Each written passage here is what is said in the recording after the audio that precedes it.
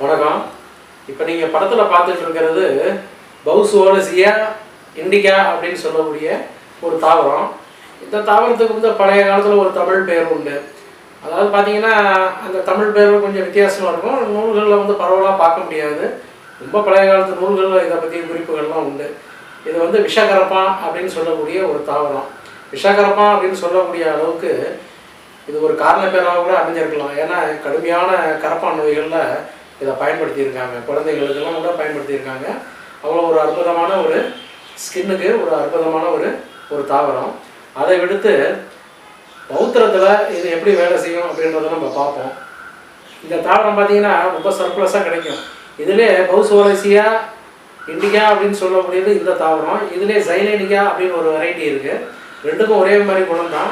அது எங்கே பார்த்தாலும் சர்ப்ளஸாக ஒரு கிடைக்கக்கூடிய ஒரு தாவரங்க. கொஞ்சோண்டு ஒரு நீர்ச்சத்து உள்ள இடங்களில் மட்டும் இதை அதிகமாக பார்க்கலாம். ரொம்ப ட்ரையான இடங்களில் இதை பார்க்க முடியாது.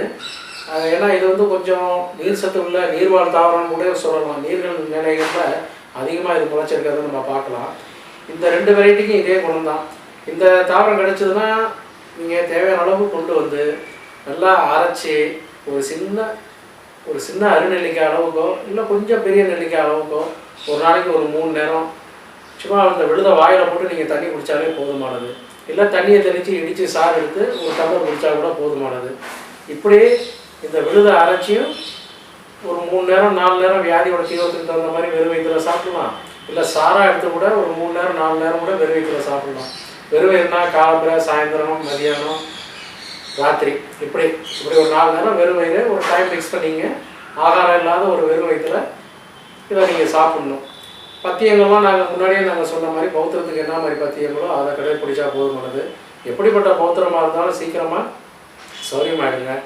மேலும் பார்த்தீங்கன்னா ரொம்ப கீழே எரப்ஷன் ஆகி அதிகமாக சீல் வந்துக்கிட்டு இருந்ததுன்னா இந்த இலையை நீங்கள் வந்து அரைச்சி கூட அந்த இடத்துல வச்சு கட்டலாம். இப்போ தொடர்ந்து கட்டிக்கிட்டே வந்தோம்னா அங்கே இருக்க சீலெல்லாம் சீக்கிரம் உறிஞ்சி உங்களுக்கு சீக்கிரமாக அது மூட ஆரம்பிச்சிடும். குறிப்பாக இது உள்ளுக்குள்ளே சாப்பிடும்போது நல்ல பலன் கிடைக்குங்க. இது 2 விதமான தாவரம் இதில் உண்டு. இந்த 2 வகைக்கும் இதே குணங்கள் உண்டு. இதை வந்து பார்த்தீங்கன்னா பழைய காலத்தில் வந்து இந்த செடியை வந்து நீர் சின்னின்னு கூட சொல்லுவாங்க. சின்னி இலை, அதாவது சின்னி இலையை பார்த்தவங்க இதை வந்து பார்த்தீங்கன்னா அசல் அப்படியே டிட்டு அந்த இலை அப்படியே இருக்கும். இதை வந்து நீர் சின்னி அப்படின்னு சொல்லுவாங்க.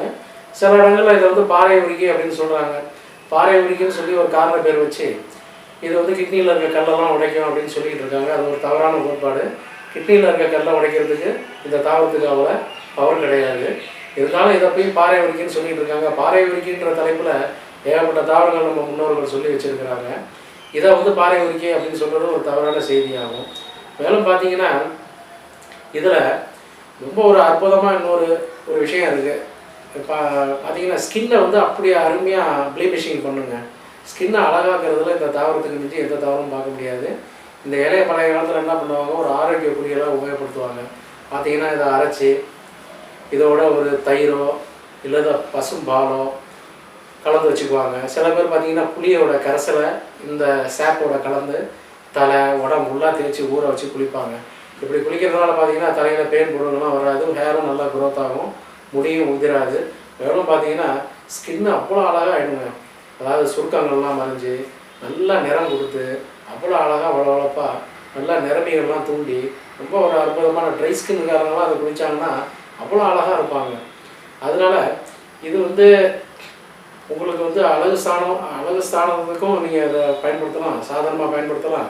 இந்த மாதிரி பௌத்திர நோய்களையும் இதை தொடர்ந்து உபயோகப்படுத்திட்டு வந்தோம்னா நல்லா பலன் அளிக்கும். மேலும் பார்த்தீங்கன்னா இதுக்கு அந்தந்த நோய்க்குரிய பத்தியங்கள் ரொம்ப அவசியம். பௌத்திரத்துக்கு நாங்கள் வந்து ஏற்கனவே பல தொடர்களில் பத்தியங்கள்லாம் சொல்லியிருக்கோம்.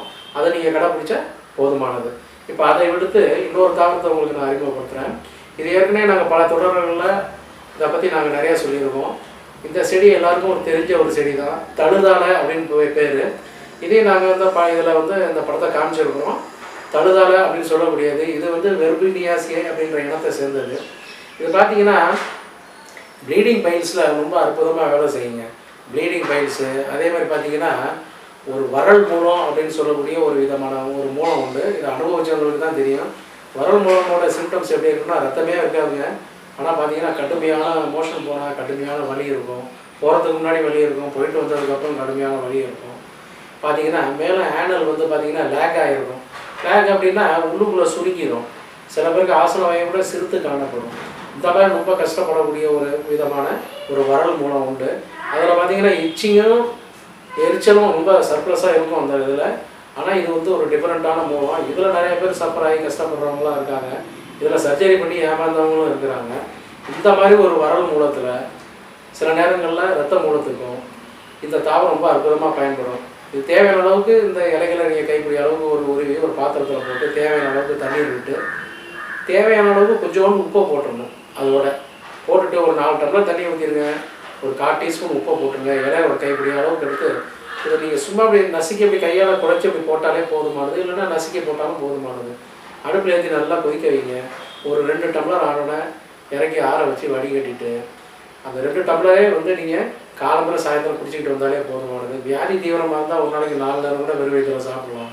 காலம்பரை, மதியானம், சாயந்தரம், ராத்திரி இப்படி 4 நேரமும் சாப்பாட்டுக்கு முன்னாடி ஒரு டைம் ஃபிக்ஸ் பண்ணிக்கிட்டு அப்பப்போ நீங்கள் கொதிக்க வச்சு குடிக்கலாம். இது காஞ்சா வேலை செய்யாதுங்க. அப்பப்போ பச்சையாக உபயோகப்படுத்துறது தான் வேலை செய்யும். இந்த 4 நேரமும் சாப்பிட்றதுக்கு புதுசாக கஷாயம் போட வேண்டிய அவசியம் இல்லை.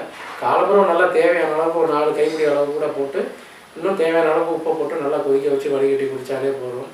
இதில் எப்பேற்பட்ட லேக் ஆகிருந்தாலும் சரி, ஆனல் லேக் ஆகிருந்தாலும் ஓப்பன் ஆகிடும். பழைய நிலைமைக்கு கொண்டாந்து சீராக அந்த ஆனலுடைய சுருக்கத்தை சீர்படுத்திடும். எப்பேற்பட்ட ப்ளீடிங் பைல்ஸும் நல்லா வேலை செய்யும். முக்கியமாக குத்தல் வலி, எரிச்சல்லாம் காணாமல் போயிடுங்க. அவ்வளோ ஒரு அற்புதமான சிகிச்சை இந்த தழுதாலையில் உண்டு. நன்றி, வணக்கம்.